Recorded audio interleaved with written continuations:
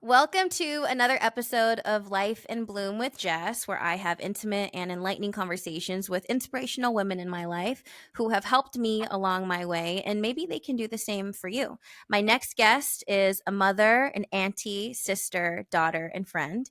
She is 47 years old, born in Downey, California, just outside of LA, raised in Rancho, graduated from UC Irvine with the BA in English, operated multiple restaurants with Trust Restaurant Group in San Diego, where she now resides.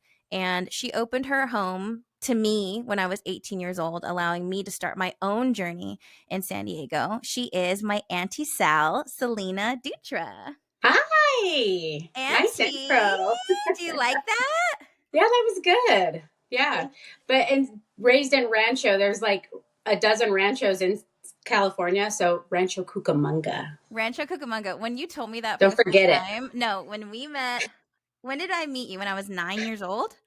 Sounds right. Okay, is when you started dating Uncle. When you told me that, I remember when you said Rancho Cucamonga, I was like, are you making that up? Is that a real place? That was my whole life. Everyone would ask that.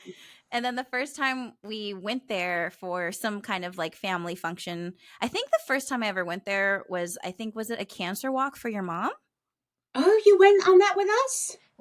One of them. One of them, I Wow, think. I think. that's cool. Because we stayed there. Yeah. Yeah, we stayed because we stayed the night because it's so early the next day. Was that after Abby was born? Because you came to her baby shower after Yes. you got lost in almost went to Yuma, Arizona because you went east instead of north. Yes, yes, yes, yes, yes. But I Not do your know fault, by the way. not my fault. It was Apu and Uncle Ricky's fault. But I remember it was something for your mom that we had done to go stay there. And when I saw the sign that said Rancho Cucamonga, I was like, oh shit, it's It's real. real. I love that so much. Okay, Yeah. so I have some questions I want to ask you, and just kind of like what I was sharing with you before we started, how this initially intended just to kind of be like a family keepsake for me, and I really wanted to talk to you because I've known you since I was 9, but like I mentioned, I moved in with you and Uncle when I was 18. You're such a pillar in my upbringing and also in kind of like what I do now in general is like me moving to San Diego and living with you guys and everything has truly led me to where I am. And I wanted to ask you these questions just because you've always been such a sounding board for me, and like your insight in life is why it's so special for me that you are having this conversation with me. So thank you for that. You're welcome. Thank you for asking me. hmm So I wanted to ask you, how would you describe yourself in 3 words? Bad, baddest, and badder. Yeah, bad, and badder. How would you describe yourself? Um, I'm hilarious. That's Yeah, the first thing I always think of. I think I'm fucking hilarious. you are. I think that I am dedicated and smart. Absolutely. Who is one of the most influential women in your life and why? I have a lot. The most. Just I know you have so many, just one of the most. And maybe it's like who's taught you like an impactful lesson in your life. I know you have so many influential women in your life, but it's really just Yeah. someone. Yeah. I mean, my mom. Mhm. Yeah, my mom is. I think everything I am. Obvious. Not. I mean, I've been noticing. I've been saying the word obviously a lot lately. I'm like obviously. Um, I don't know. It's not obvious. I barely answered. Yeah, my mom and her sister, my auntie Lori, and then that goes on to the generations of their influencer or their people who influence them and their mentors in their life, who are my great aunts and my great grandmother. So Mhm. it goes on. Like I've been very fortunate to have just so many people in my life that cared about me and Mhm. cared about me doing well and being happy. So, Mhm. but yeah, my mom's huge. What do you think is one of the most important lessons that you've learned from her? I grew up with a couple of things growing up in our house. We were never allowed to say quit and we weren't allowed to say can't. You could Wow. never say the word can't. So like if I was trying to do something and I'm like I can't, my mom would be like there's no such word as can't. Mm. Not like it's like as bad as saying the F word growing up. Like if you said Really? can't, you got that look like what did you just say? It was like that. So, and she'd always say, there's no such thing as can't. You know, you have to figure it out. So I grew up that way, and then I lived that way. So anytime I think I can't do something, I shift my mindset to figure out, well, how can I do it? How can I find a solution? So it's like solution oriented versus just going, no, I can't. Oh my God. I never knew that, but I can only imagine of just having that like imprinted into your brain of associating the word can't and quit with like a bad word to be It's a bad taken out of word. to be forced out of your mindset is like insane. I love that. That's Yeah. that's really freaking cool. If you're having a bad day or if you're in a bad mental space, how do you lift yourself up? Is there kind of like a ritual that you do, or like how do you kind of shift your mindset to something else? In the kind of the same vein of being like, there's no such thing as can't, I don't Mhm. allow myself to go dark, deep spaces. And so I kind of like am verbally abusive to myself. So like as soon as I start to feel bad, or I start to like be like, oh no, no, no, everything is so doom and gloom, I literally will talk shit to myself and be like, are you fucking serious right now? Mhm. You're fine. And then I think of everything positive in my life, and then I just shift, and I'm like, you don't have time to be sad about this or be, wish for something else. This is your reality. Mhm. Face it, and let's fucking figure it out, and let's keep it moving. Yeah, So like like let's I like beat myself up. I'll be like, God, stop being such a bitch. Stop being such a little bitch. you're like, "Let's fucking go." Come Let's on, let's yeah. go. Yeah. No, it's a mindset. It's a survival mindset that you don't allow yourself to get to, and I also think it's a different conversation that you're having as a wife and also as a mother of 2 children. Like, Hmm. you're like, "I don't have the fucking time. Like, we're gonna No, get it done." no, I don't. And like, I don't meditate. I don't pause and breathe. Like that's great for anyone else, but I just don't. My mind doesn't go there. Like it doesn't go, take a moment. Just take a moment. My mind goes, it's fucking go. Like, what are you doing? Quit Yeah. being such a baby. Yeah. What is something that you were absolutely terrified of doing, but you did it anyway, and you're so happy that you did? I mean, I was terrified to travel to Spain by myself when I I graduated thought college. I thought this was gonna be your answer. Can you talk about that? How you Yeah. literally what did you just buy a one-way ticket to Spain after you graduated college? I did buy, yes, I did. Yes, I did. So when I was in the moment, I was 23, and it all made sense to me. None of it was scary. None of it was irrational. None of it felt unsafe.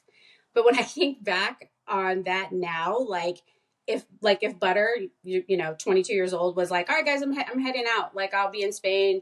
I'm staying at hostels. I don't have any reservations. I'll catch you guys when I get there. And back then I didn't have a cell phone. It was barely like the internet cafe was how I communicated home. I couldn't pay for a phone call like at the family where I was living because that was like $100 just to call home or whatever. And so I had to log in at the internet cafe just to let them know I was alive. Yeah. And when I think back on that now, I can't believe nobody tried to stop me. Like, I can't even believe anyone was like, do you at least have a reservation somewhere? Like, do you have an address? Like, where I left them with nothing. They didn't know where I was going to be living.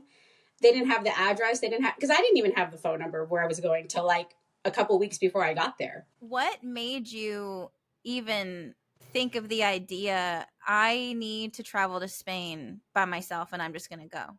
I, at that time, did a lot by myself. Like, Mhm. I hopped on trains and would go visit my friends in Arizona. I would take a flight to visit like my cousin in Texas. I I wanted to travel. Like that was like my dream, was to be a traveler. And I don't know what it was about Spain that I just was calling me. I was like, I have to go. I just have to live that life and do that before I do anything else. And so I wasn't afraid to like actually do it by myself. Cause like I said, I mean, I would like, when I was living in Arizona one time, I was like hitchhiking with someone I just met like a day before and went to a rave. So I was very free, and like I wasn't afraid. Like I was like, let's just go, let's just try it, let's just do it. Mhm. So yeah, that's why I went. I just felt like I had to have that. Something about Spain was just calling me, and I went.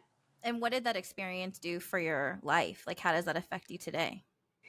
I mean, it just showed me that I did something big and scary, and I did it all by myself. and it was the most rewarding thing I'd done because I just met so many people. I traveled the entire country. Like I got to go to about 8 different Spanish cities, went to London, started in Rome. That was something that the thing, I think one of the things I learned the most was to just get up and keep moving. So I did not have a reservation when I landed in Rome. And I went up to there's like a travel agent, and I just went, the Colosseum? Hotel Coliseum? I was like, just point me in that direction. So she gave me a number, told me what bus to get on. I hopped off. I got to the hotel. I went upstairs, unpacked my stuff, took my backpack off. I sat on the bed and I was paralyzed. It just hit me what the fuck I had done. Like, I'm like, I am in Rome all by myself. I don't know anyone in the city. I don't have a contact. My family doesn't even know I've landed yet. And I froze and I got scared. And I was like, you got to go back. This is not okay. This was stupid. And I just remember sitting on the edge of that bed, and I remember going, get up, get up, get up. And I got up and I grabbed my camera and my passport, and I just walked the city by myself. So your whole thing was like when you sat down, that's when all of the intrusive thoughts started to like cloud you almost, right? Yes. And like all of these doubts. And you were like, Yeah. no, I'm just going to keep exploring. Like, let's keep doing it. Yeah. But leading up to that, none of those intrusive thoughts hit me at all. Like I was like, oh, here's my plane ticket. Here's when I'm leaving. I need a backpack. I need proper shoes, whatever. Like I'm going to be doing a lot of walking. And none of it dawned on me. Like, don't you think you should be concerned about traveling by yourself? And nobody even, now that I think back on it, like I think like, so when I say someone should have stopped me, like someone should have been like, what are you doing? I think that I was so convincing and I was so like certain that they were like, well, yeah, what's the worst that could happen? She's got to go do it, Yeah, but even if someone said that to you, I don't think that would have mattered. No. Yeah. How long were you traveling for? I was there for 4 months. 4 months you were gone? Yeah. That's crazy. Yeah. It was great. I did this program in exchange for room and board. I taught this family English. So I was there like basically Monday through Friday. And then I had every weekend free. So every Friday I would like clock out and I would hop on a train and just go to a different city in Spain and stay in a hostel like for a couple nights. And then I would come back. If people have the opportunity to travel like that, why do you think that's so important to see a different way of life in like another country? I mean, because we get so stuck in how we operate and how we do things, and it's not the only way. And you see how people value life more and value their own happiness and they do. Their leisure. They appreciate that more and care about that more for their lives than we do here in the United States. I feel like we're just so like with blinders on all the time and everything's so singular. Like we got to get this done and this done and this done. I'm not saying that doesn't happen in other countries. People have bills to pay. People have jobs they hate. Like they have dreams of wishing their country or their government did better for them, just like we do. But it's just a totally different, I think they just appreciate life more, like the important things. Mm-hmm. So yeah, everyone should. I agree with you. That was probably my biggest takeaway from being in Italy and seeing the way they live. As cheesy as it may sound, it just felt like everybody was like breathing and like taking a breath and like being very present. Yeah. And I even got checked by a waiter because I wasn't. And I'm so thankful that he did that to me, where he was like, you're going to enjoy the way you're supposed to enjoy. Everything's fine. Relax is basically what he said to me. And I was like, damn, you right. My bad. My bad. What is something that you're struggling with right now, and how are you dealing with it? I am massively struggling with my career. How am I dealing with it? I'm better now. I was laid off a year ago. What is this? February? Yeah, a year ago. And so like when I said earlier, that like I'm great at just being like, get up, you got to, make shit happen. This was the first time in my life that I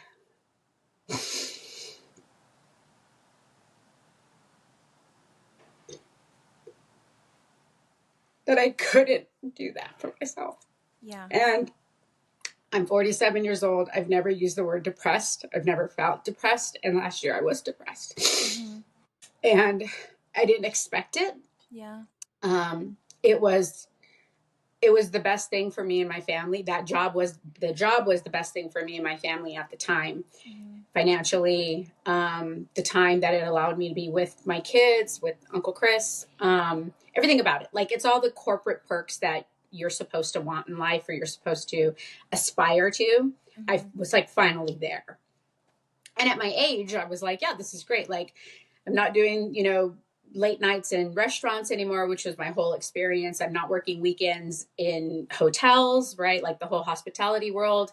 It felt really good to have the stability and the whole 9 to 5 thing, and then all the perks that came with it. And then when that was pulled from me, like, and it wasn't my choice, right? Like, it crushed me.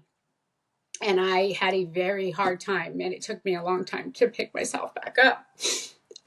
So for me, that was especially hard because before that, I was always able to, Yeah. and I didn't know how this time. What are some of the things that you had to do and learn how to do in order to slowly start to take yourself out of that place? The first thing I did was to lean more on my husband. Mm-hmm. I think that I just am such a doer, and I've always just been like, I'll take on that weight, I'll take on that pressure, I'll take on anything that was ever hard for us. Um, Anything that was emotional for us with like the girls. And it's not that Uncle Chris didn't take any of it on, or that like he wasn't feeling the weight of it, but as women, as mothers, as me personally, I would carry a lot, and I started to carry less, and I just would ask for more help. Mm-hmm. And then there was a lot of moments where Uncle just was like, what do you need? What do you need? What do you need? And he stepped up to be more of a support for me because he knew I just couldn't. Mm-hmm. So I allowed him I think we grew as partners a lot this year, and Mm-hmm. just gained so much more of an appreciation for one another, because it was hard for both of us, but neither one of us made each other feel anything other than where we were in the moment. And we allowed ourselves to just be kind of struggle together. And so the first thing I did was I leaned on Uncle more. And that's like the goal of finding that person in your life, right? Is that when you get to that moment, that's the hope. The hope is that they come through for you as much as you need them to. And that's what he did. Mm-hmm. And so I was just like, I already knew I chose the right person, but I felt I don't know, even more fulfilled that it was like all actually true, and it was like real and happening for me. It's like safe. Does that make sense? Yeah. Yeah. Yeah. I love that you're sharing. Because how long have you guys been married? 16 years. 16 years. And like the fact that that's happening, and that newness and that discovery is still happening and 16 years after you guys have been married, I think speaks volumes that Yeah. like I think a part of a marriage is growing together, but I don't think like the longevity of what that actually means. Mm-hmm. And I think it's so incredible for you to share that, where it's like 16 years in was the first time that I really felt like I had to do that, Mm-hmm. and for it to be that way and to bring you guys closer in that sense this much time in is so inspiring to me, Mm-hmm. you know? Yeah. I'm glad. Yeah. I mean, that's the reason I picked Uncle. I'm not kidding. It was because I knew that we could prove that we were going to be able to be that example for our kids. Mm-hmm. Before marrying him, I wasn't even going to have kids. And I knew that if I was going to do this, it had to be with someone. And I know people say that, like, why else would you get married, right? Like, but it doesn't work that way. Yeah, I couldn't be happier that it's him and I, you know? How does that mindset change? Because I know that you never, and I remember having conversations with you about that you did not intend to have kids. Mm-hmm. And I also think that's so important to mention because not everybody wants kids, not every woman wants kids, and I think that's totally okay. Mm-hmm. But how did that shift change? And like, is it because you met a partner where it made you want that life? Is that how that happens? Yeah. Yeah, that's how that happens. Because didn't, I had never seen it. And Mm-hmm. that's just the truth. I come from a family, um, almost everyone's divorced, you know, and friends growing up, like everyone started in like junior high and all the way through high school. Everyone's parents were getting divorced. Mm-hmm. So I didn't believe in marriage. I did not believe in it. Like I was like, this shit doesn't work. What's it for? My parents had a painful divorce, and my dad like was not a good person to me and my brothers. So, and by good person, I mean he just like removed himself from our life and lived his own life, right? So he just took off. So I was like, nope, this is too much pain. It doesn't work. It's not worth it. Mm-hmm. And then I meet Chris, and he's like, you're an idiot. I'm worth it. We're gonna make this shit work. And I'm like, Mm-hmm. okay. If you say so. If you say so. And at that point, it's like when it's the right person, it doesn't feel forced, right? You were just like, okay, yeah, I believe it, and I'm willing to like see it through. Yeah, but you know me, I didn't right away believe it. Like I was like, what the fuck's he talking about? This no. It took convincing, you Yeah. know. But and then I just realized the person that he was, and we fell in love. I fell in love with him, and I'm Mm-hmm. then it all like yeah. Then I did want it. He made me see that it was worth it, and that it could be good, and that it would be good. Mm-hmm. And so that's when that's when I shifted, and I was like, yeah, I want to have a family with this person. But Mm-hmm. before him, no, Mm. nobody I'd met that I wanted to do that with. You guys were friends before you started dating. Hmm. How long were you guys friends before? We were friends for 3 years, roommates for 1 year with a couple of other friends in Irvine. Uncle Chris needed a place to live. I was moving out of my apartment with another friend, and I was like, just live with us. I think we were friends for a year at that time. And Mm-hmm. I'm like, hey, you need a place? We'll get it, we'll get a spot big enough. You move in with us. Mm-hmm. And he did. And then we were friends, roommates, friends for a couple more years. And then before we actually started dating.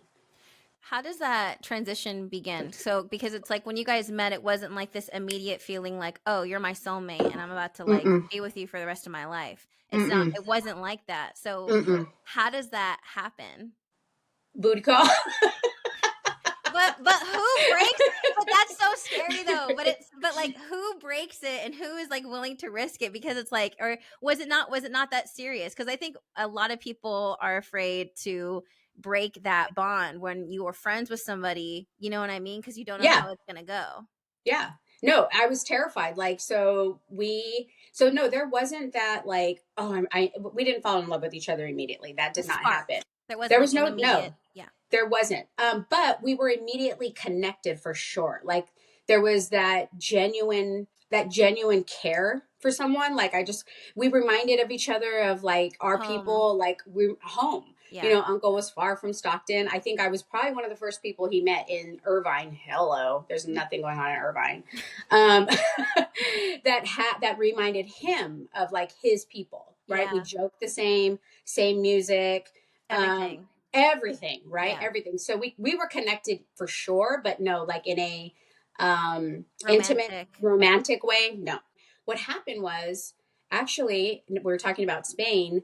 I When I left, then that's when Uncle moved to San Diego because that's when Auntie Becky moved down here to go to Mm. school. So that Mm-hmm. he went to San Diego, I went to Europe.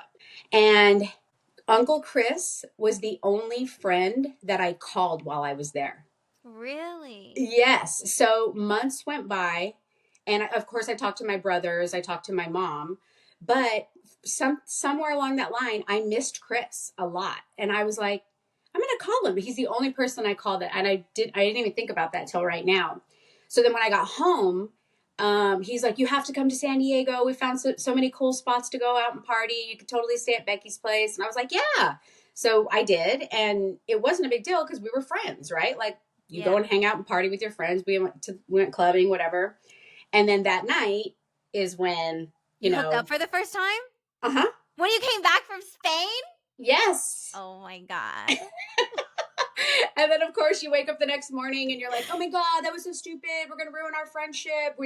That can never happen again. Like, agreed? Like, agreed. And I left and we couldn't stop calling each other. We couldn't stop talking, like late nights. You know how that whole thing goes, like till like wee hours of the morning. And we just could not let it go. We couldn't stop thinking about each other and we wanted to be with each other. Mm-hmm. So that's how it happened. Oh my God. That's so crazy. Mm-hmm. That's so crazy. I didn't know that. I love that though, that you called him from Spain. That's so sweet. Mm-hmm. And Yeah. he's such a fun person to call. I'm sure he was just like so excited for you. Yep. And when 9/11 happened, this was now a year into our friendship. I was in Rancho Cucamonga. I was at home and I was supposed to work. And Uncle and I, we met at Chili's, working at Chili's together. Mm-hmm. And I called to tell them I was not working. I was not going to come in because I was like, the world was devastated, right? The world was Yeah. coming to an end. Uncle Chris answered the phone. And he's like, I'm like, Chris, and I was crying. I was a mess. And he just goes, stop, just stop. You're not coming in. And I go, no, I can't. And he goes, don't worry about it. I'll let them know. Take care of yourself. I'll see you later. I know, right? I think that's just so interesting where it's like he was someone that you called from Europe and then on that day he's someone that you called and he was able to calm you in that Mm-hmm. situation and then going back to what you guys recently went through in this last year, he is still that person for you. Yeah. And not everyone can do that for you. Not everyone can like make you feel that like sense of just like calm and like a safe space. And I just think that's so beautiful that like in every phase of life you guys have been that for each other, because I know that you are that for him as well, Yeah. Yeah. like that strength, like we can get through this. And I just love that so much. Yeah. Me too. Thank you. That's so crazy. I Wow. know. At Chili's. Oh my Meant to God. be. Oh my God. Do you have any marriage advice that you'd want to share? Just something that you have learned along the way? I think the greatest thing that Uncle Chris and I do for each other is to just let each other be ourselves. You know how ridiculous I am. Like, the most outlandish shit just comes out of my mouth. Yeah. And I am silly. Like, I am silly. I like to be funny. I like to joke around. I like to just be, I mean, that sounds stupid, but I like to be me. Mm-hmm. And I get to do that. And when I say that, it's little things where like I have a girlfriend who like has to like check in with her husband to do anything, right? Like, and checking in with your husband when you have kids, especially, it's considerate and it's kind of what you should do, like let each other know what you're up to. But like spur of the moment, if a girlfriend called me and was like, "Hey, girl, you want to go meet me for a glass of wine?" I'm like, "Yeah, I could do that." And then I would just go in the living room and be like, "Hey, I'm going to go meet, so and so for a drink, cool." And he's like, "Yeah, go have fun." It's never been a thing where he's like, "Oh, so what about me?" Or what do I get? Yeah, I don't go out or nothing like that. Or, even if the girls haven't eaten dinner yet, he's like, I'll say, "Do you want me to make up something before I head out? Like, how can I help?" And he's like, "No, just go." And that freedom and that liberty, as much as that doesn't, I don't know, as simple as that sounds, a lot of people don't do that for each other. They don't just like, "Yeah, go. Yeah, have fun. And the beauty of that, what I'm noticing now, what I love is that when I go into the girls' room to say goodbye to them, I'm like, "Hey, I'm gonna go have a drink with Fatima." They're like, "Oh my God, tell her I said hi. Mommy, have fun." And there's so many layers of what that means. As Mm. as a mom, that I get to walk in and go, "I'm gonna go have fun with a friend," because I should be able to go have fun with a friend. And they're like, "Yeah, go do that." Another thing, and because I just had this conversation recently, what I love about that is that my babies aren't like, oh, mommy, no, like stay, or like, well, I want to go somewhere. Like, it's Yeah. not like that. And that is huge because if they can just be happy for me because I'm doing something fun that I want, and I'm happy for them when they're doing the cool things that they want to do, they're just going to keep doing that for other people in their lives. You know what I mean? They're going to be like, yeah, do that. That's great. Have fun. Enjoy your life. And another thing that I discovered is that my girls are so fulfilled, like with love and safety, that I think that's why they can just let me go have fun. You know what I mean? Because it's like they're not lacking. They're not like crying because I'm leaving all the time, or crying because they want to go, or crying because they're missing something. You know what I'm saying? Yeah. Like, what to me that represents is huge, that they could be so happy for other people doing cool things that they want to do as much as we are happy for them, and encouraging them to like play dates and hang out with friends and do the theater and all that kind of stuff. So I and that started with me and Uncle Chris just being happy for each other in the things that we want to do for ourselves. Yeah. I've never thought about it that way, but like not everybody has that. Mm-mm. And like that feeling of almost like making the other feel bad for doing something. Yes. And that totally translates to the girls as far as like when they're growing up with friends. If like maybe somebody gets an opportunity that they don't, it's never of a like, why not me? It's like, hell yeah. Yes. Yeah. Yes. Yeah. And we live a lot of that in especially where we live. You know, a lot of people that we know travel a ton, right? And they get to do a lot of different things that we unfortunately can't always afford to do or get to do.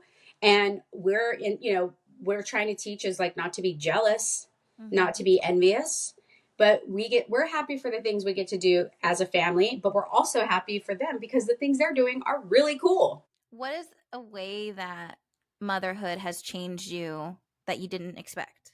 I don't know. I think going back to like me saying me being myself, I saw this quote, probably some Instagram video or something like that, where it said, the best thing that you can do for your children, the best thing you can do for your home is to make sure that the mother is happy and that the mom is doing the things that make her truly herself.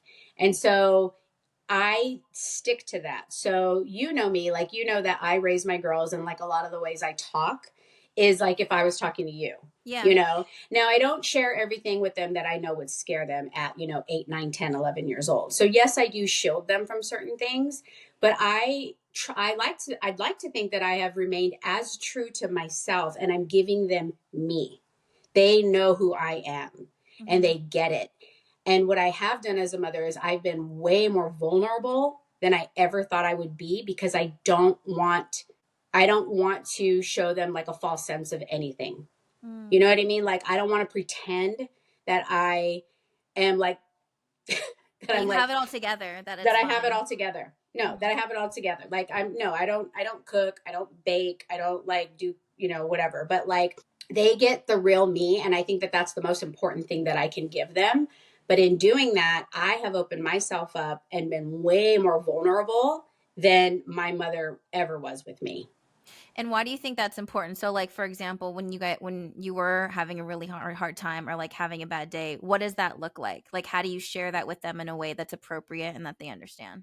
Right. So I didn't for a long time. We kept it a secret. So I Mm. think that's the first thing you do as a parent, because you're so afraid of scaring your kids or making them worry about you. But the truth is, we are such a tight knit family. If Hmm. I'm off, they see it, right? Like kids know if their parents, if something is going on, because you're not behaving the same. I'm sure there were days I came out where I literally looked like I'd been crying for hours, and you can't hide stuff like that. You Hmm. just can't. And like I said, me and the girls, Uncle Chris and I, we're super tight. Like we're always with each other. We're always talking about things. Um, and so initially we hid it. We kept it a secret as much as we could, because I was like, I'm going to find another job like that, and they're not even going to have to know. And it's going to be more of like, oh yeah, I switched jobs, not I got laid off. Like Hmm. that was such a devastating thing, I thought, to say. So to not have them worry, we hid it, kept it a secret for a couple months. And then I was just not finding that next job. I was getting more depressed. And so we got them together. And like you said, how do you deliver that without scaring them? I didn't. I did the worst job. I fell apart. I cried. I couldn't control myself. And it's like, it's the craziest thing because you feel like it's your fault. And you're so mad at yourself because you couldn't hold it together. But it's so silly because you're human, Mm-hmm. you have all these feelings and all these emotions. So, like, I let it go. And I'm like, I'll deal with the aftermath Mm-hmm. of how they're receiving this information. But right now, that was the only thing I could do. I didn't want to fall apart like that. I Mm-hmm. talked to myself, like, okay, you can say this without crying, Salina. Like, come on. And I couldn't Mm-hmm. because I could see the immediate concern on their face. Mm-hmm. And as a parent, you don't want your kid to be worried about the shit they don't need to be worried about. They don't need to worry about our bills. You know what I mean? So, Mm-hmm. like, that was the hardest part for me. But do you think that allowing them to see you that way kind of goes back to with them being happy for you when you do things and not like whining or like being upset that you're going somewhere else? I feel like that will have such a positive impact on them later on if they choose to be a mother, if they choose to have children, to like it's okay, like if you're struggling, that you don't have Mhm. to keep it bottled in. Because I feel like women are pressured to do, I don't want to say that, I think both mothers and fathers are pressured in very different ways. But as far as like from our perspective, I do think that there is this different layer of like needing to keep it together, like you're not allowed to show emotion, which I Mhm. think affects you in such a negative way later on. Like I think personally, like allowing them to see you in that moment and like that honesty and vulnerability will not only make them feel like they can't have it together as a mother, but just in their life, like I'm having a moment and like I can tell my family. Like I don't Yeah. have to keep it all bottled in. Right. Yeah. I do think that down the road they'll, and the thing is, what do we do with them? We encourage them to Tell share me. everything with us, to tell us. And Yeah. they've been taught that since kindergarten, and so I almost feel like it's weirder it's a little bit more strange for them when people don't share what they're going through, because they've been encouraged and they've actually been taught that that's what you do. Yeah. You open up, you share, you ask for help, you know what I mean? And so they've said that to me. They're like, "Mommy, just tell us, or if you're sad, just cry. Who cares? Like, just do it." Mhm. you know. So Yeah. yeah, no, I think it was good for them to see, and yeah, and good for them to see. I don't always, have it all together. Yeah. There's no way you can. No, What's one of the most difficult things about motherhood that you wish that like that you would like to share that you wish someone like mentioned to you? just taking things personally. It's so fucking stupid. Like, why am I taking an 8-year-old, like, giving me like an eye, like, you know what I mean, side eyeing me, or like, why am I like, why do I feel like I need to like jump in her face Square and be like, up. you want you want some? Like square up. Yeah, it's like, oh, you want to take it to the street? You know what I'm saying? Oh, it's personal. Oh, I'll Oh, make it personal. you judging me now?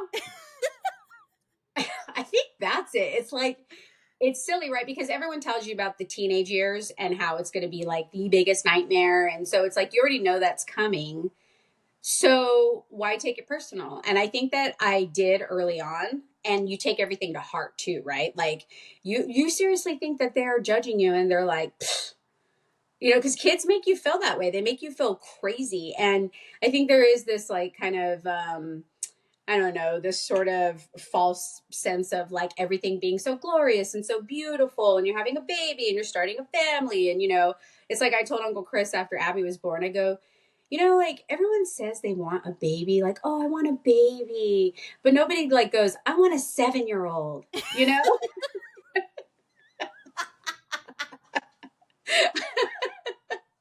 I want an 11-year-old, you know?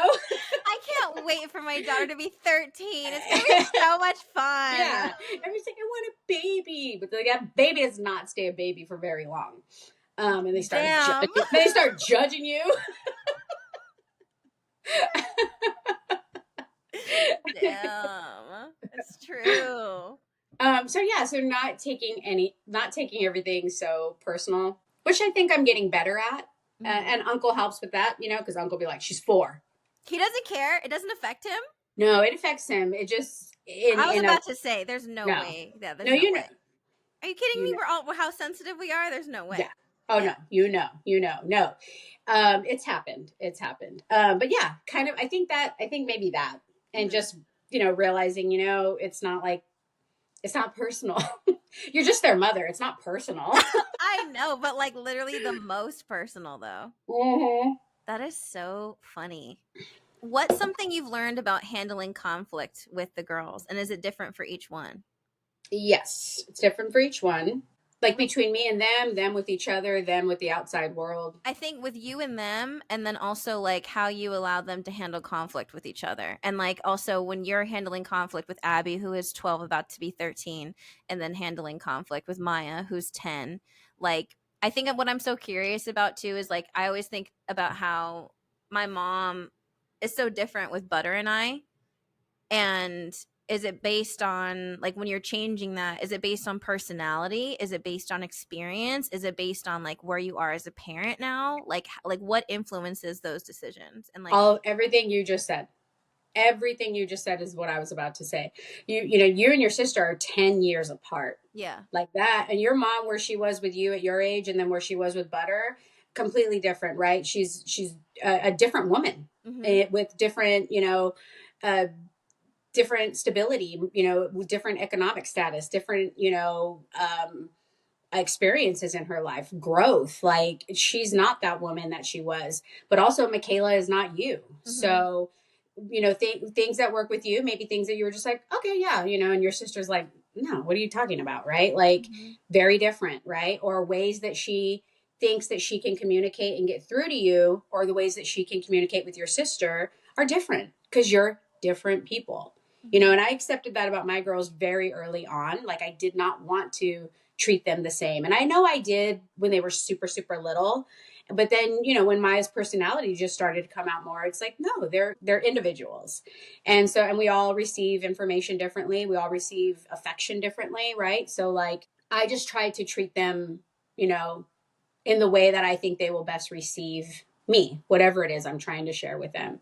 And then going back to what I said, and then there's a lot of times where I am just me, and I'm not trying to like tailor this message for this one and this message for this one, and then what I'm saying to Uncle Chris. No, it's like everyone's getting that message, and you know who I am, and you know how I'm gonna like maybe react to a certain thing, right? Conflict with them, Uncle. Well, never mind. We're not talking about Uncle. Conflict with them.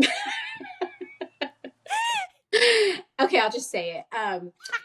He wants to intervene, and he wants everything to be okay. He doesn't want. He wants to intervene with the girls, or like the 2 girls. Okay, no, when they're getting into it. Yeah. Never with me and the girls, and I don't do that with him. We talk about it afterward. But yeah. No, because okay, first of all, you know how lucky we are as a family. Our girls don't fight. Like, they don't. They're pretty good to each other. Do they get in arguments and spats? Yes, right? But for the most part, they are very kind to each other. They are very respectful to one another. And we honed that from a super young age, right? Yeah. But yes, they get in disagreements. They'll get in like little arguments, and Uncle hears it, and he just like wants to bust in and like save the day.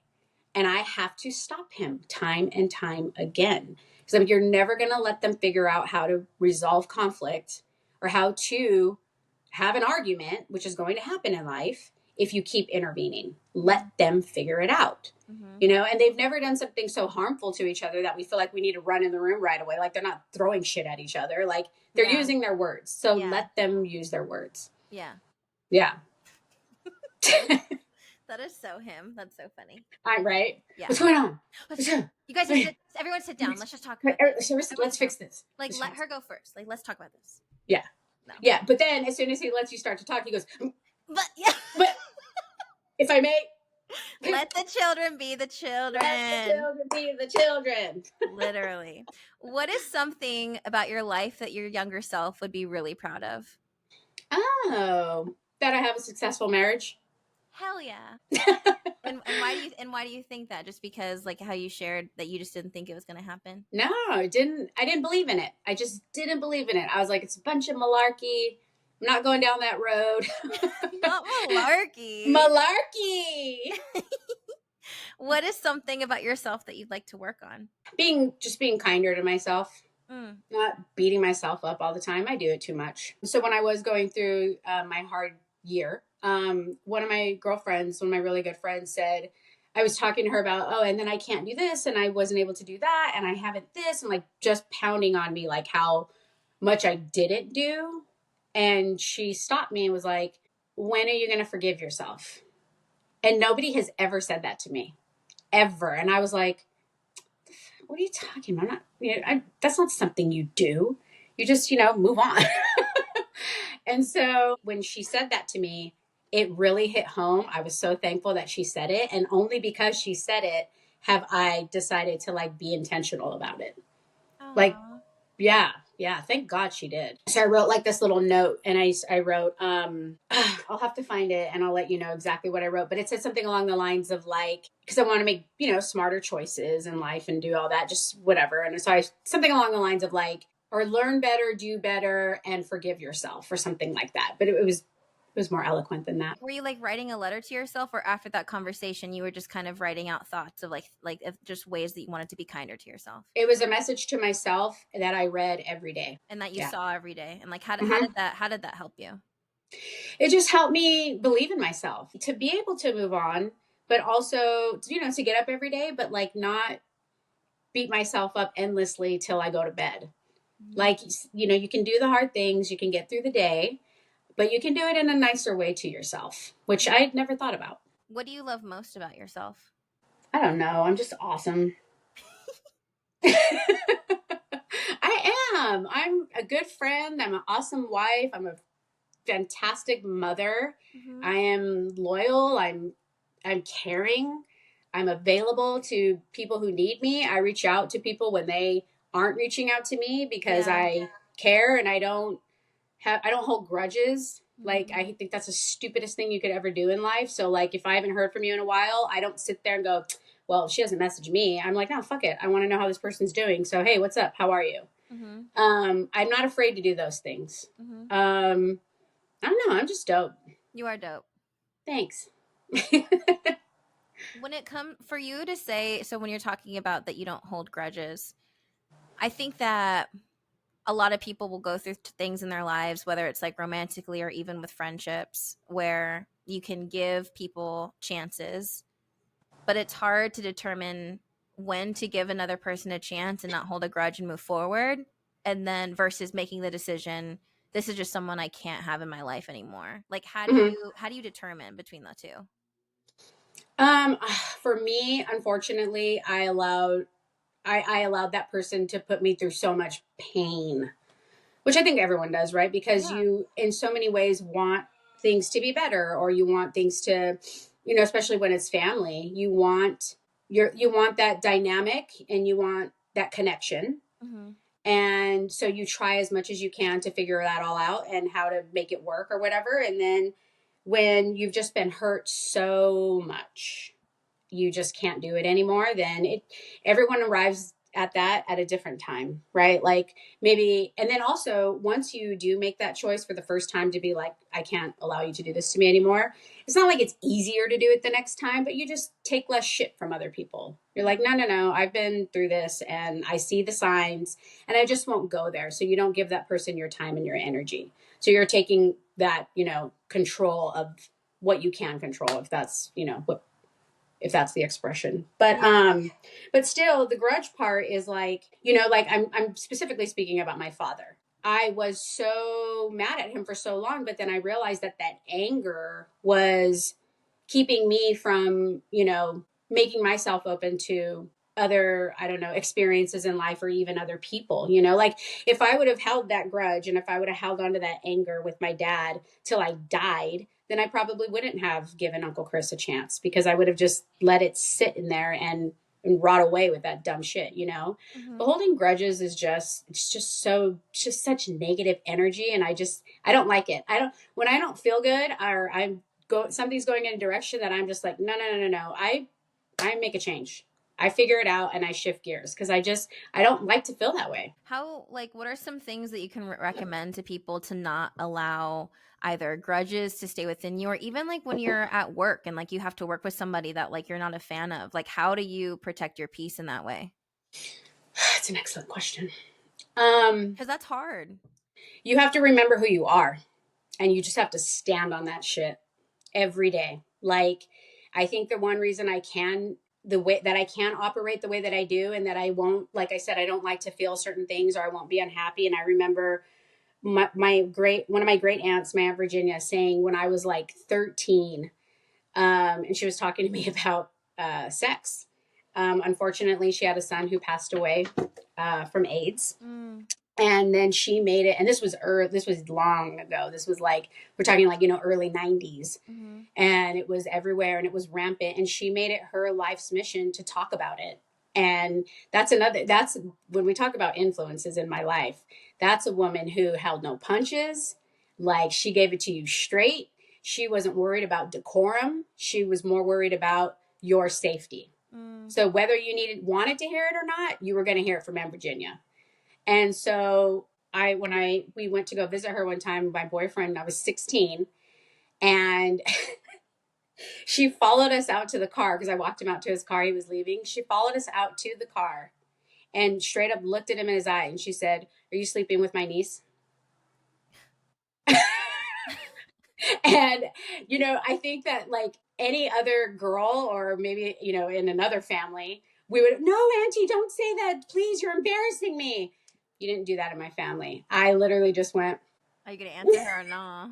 Yeah, like you better answer her, right? yeah. And he goes, "No, no, of course not." And she was like, "If you sleep with my niece, you better protect yourself and you better protect her or I will find you." Mm-hmm. Like, and those are the women I grew up with that came to you straight to your face and was like, "I'm not playing. I'm not here to play. Mm-hmm. These people are too important to me." And, so a message that she gave me super, super young was about respecting yourself and valuing your life. I said something as silly like I wanted to bungee jump, and she goes, "How much is your life worth to you? Don't you value yourself? Don't you value your life?" And I was like, "God, I just wanted to bungee jump. Damn. I was trying to jump. I was trying to fly. God, I want to fly, right?" And so when you're spoken to that way, you carry that, right? So to answer you, you stand on your shit. You have to remind yourself who you are when people around you are trying to mess with you or like trying to like, I don't know, get in your space, which has happened. It happens everywhere. It happens a lot, right? Mm-hmm. You stand on your own shit and you remember like who has your back and how amazing you are. And should you have to remind yourself of that and like give yourself that fucking pep talk every time you go into work or every time you walk out the door? No, it would be nice if you didn't. But then there's moments when you do, and you just stand on your shit and you know your value and you stand on that. I know who I have in my life. I know who I have in my corner. And you want to be an asshole and you want to try and like come at me? No, I'm not the one, the two, or the three. No, she ain't. No, she ain't. No, she ain't. What are you doing for yourself that brings you joy? Like, how do you fill your own cup? I don't know. That's something else. I don't know. I honestly, being with my friends, being with my girlfriends, like talking about earlier, like when I just, oh yeah, I'm going to go pop out and do this. That matters so much to me. Like Mm-hmm. keeping those connections with my close girlfriends here in San Diego, and that some of my closest friends also live on the East Coast. So we don't get to see each other, but that's how I keep my cup is friendship, you know, hanging out, going on a walk together, going for dinner, grabbing a glass of wine, something like that. That matters to me so much. So that's what brings me a lot of happiness. Yeah, it like keeps you grounded in a way. Hmm. Yeah. Yeah. When do you feel your most beautiful? I don't know. I don't know. That's a weird question to me. Why? I don't, Why? like, you mean like what makes me feel beautiful? Like what makes me feel Yeah. Yeah. Beautiful and pretty are not the same. Like truly, like what makes you feel like comfortable in your own skin? I don't know. I don't know how to answer that. Well, think about it. Okay, fine. What makes you feel beautiful? I honestly like no makeup on, hair clean, comfy clothes, and like singing with my family. Ah, those are the best moments. Like that's when I feel my most like just comfortable and like beautiful self. Yeah, yeah. Those are like the best moments of our lives. They are. And you know, the last time we were all together doing that, Michaela Butter, everyone knows her as Butter, right? I heard Butter tell Abby and Maya, not other families are like this. And she goes, you are so lucky. She did. Uh huh. That's so She goes, you cool. know, not everyone's like this, right? She goes, we're lucky. That's so Yeah, sweet.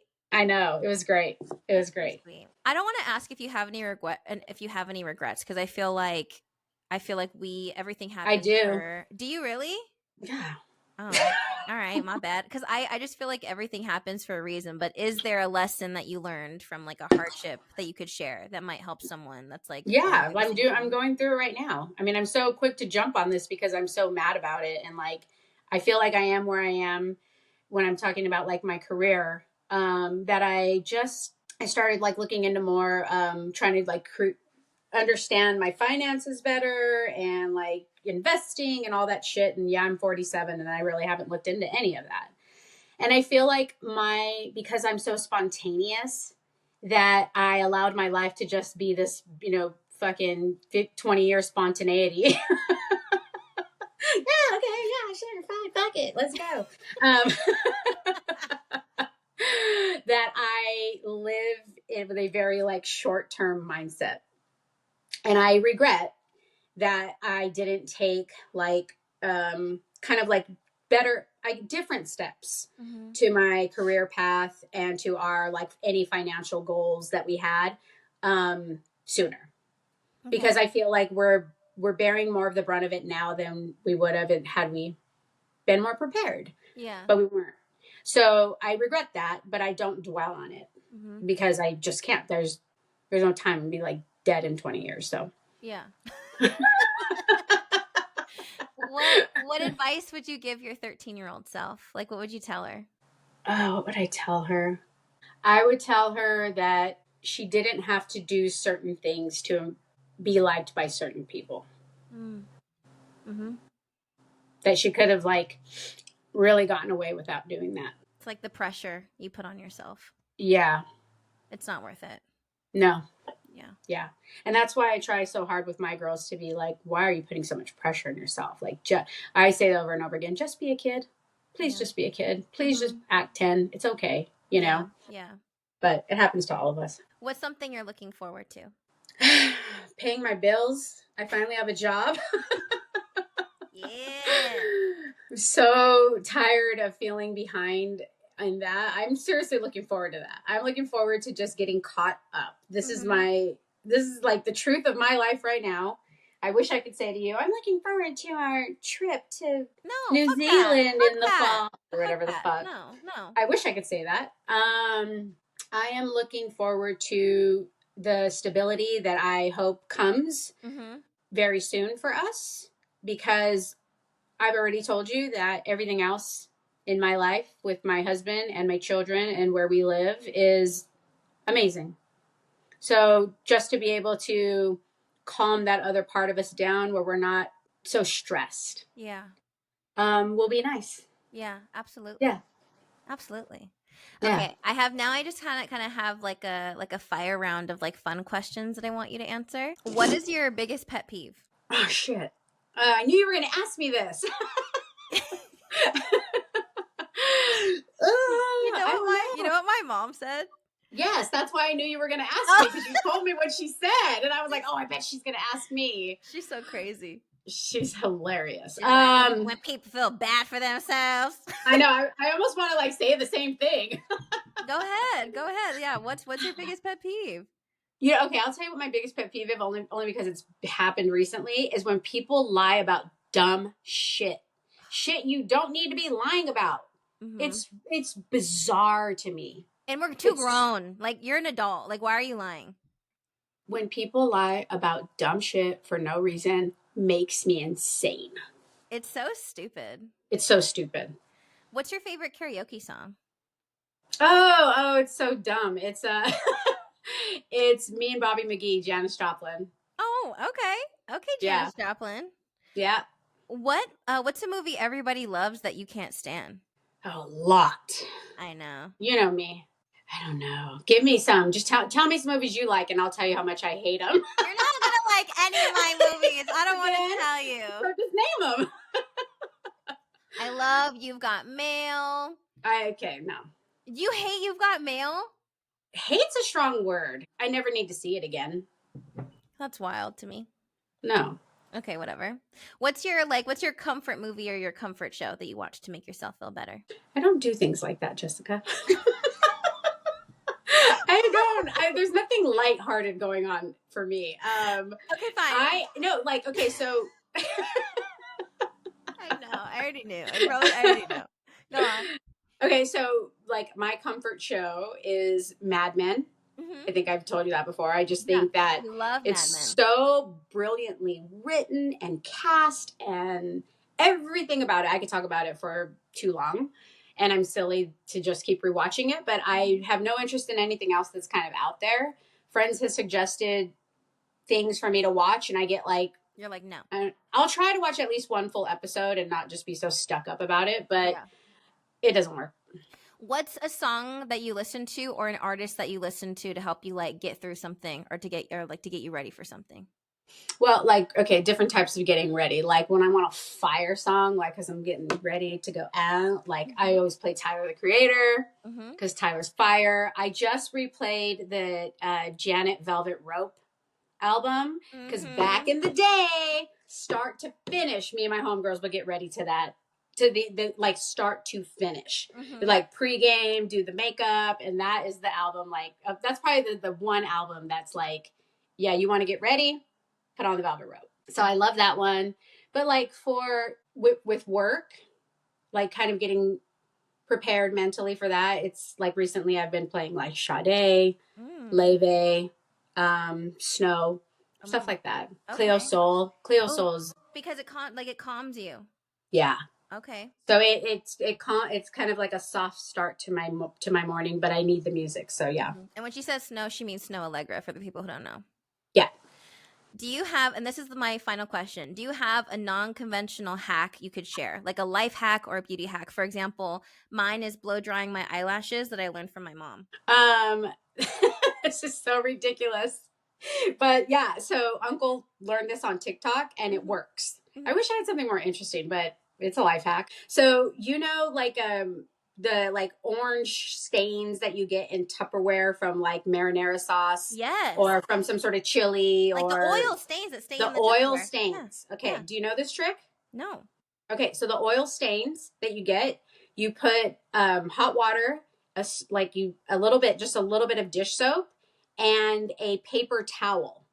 You close the lid, you shake that shit literally for like not even 5 seconds, open it up, and it's gone. Are you serious? Gone. I'm so serious. Wait, why a paper towel? That kind of freaks me out a little bit. It should freak you out because when it worked the first time, I said to Uncle, well, what the fuck's in a paper towel that it does that? That I'm like wiping my face with. Mm-hmm.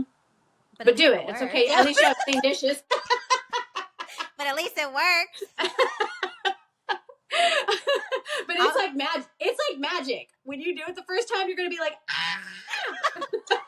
oh my god, I love that so much. I love that so much. Well, thank you so much, Auntie. I love you. You're one of my favorite people in the entire freaking world, and I just appreciate you opening up and having this conversation with me. I appreciate you asking, Bub, and you know you're one of my favorite people in the world too. Yay! Yay! I love you. I love you.